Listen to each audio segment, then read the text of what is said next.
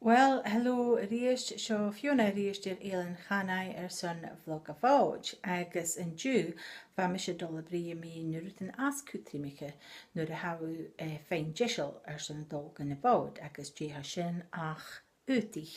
Wel, han y mor yn bwtyn ac yn i'r eilen chanau, mae sy'n ham eisiau ffeo fers yn packaging a chi'n yn asiac, so ham i gyda gydol sias gan chi agus chi sy'n ma ha packaging.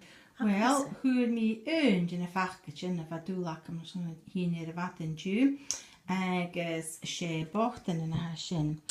Fa tŵbysht ac am se gyrach o'ch yw'n siachgan o ga agus chanwrig o se y Brogan arste y clechgag yn drasde, mae sy'n chianach mi se per bochten yn spachtel stoch, a chanwys y mahaid dole fi frekerach Sean a bod had quite Karen mar wellies.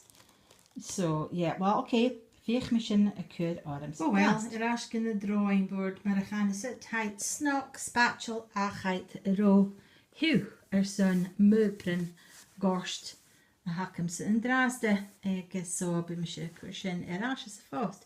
So han je lysyn J hamidol a cwr mochasen sy'n y fod. Ach, cwyw han y rwtyn ile tarsten hakam gyfi jesel y geicher.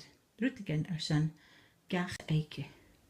Oh well, a fef sy'n yna fat as y cyhyn agus hamidoch ys gan bi partial yn ile acam sy y loch nefys nwyr a hai chyn yn noch. Cap leish.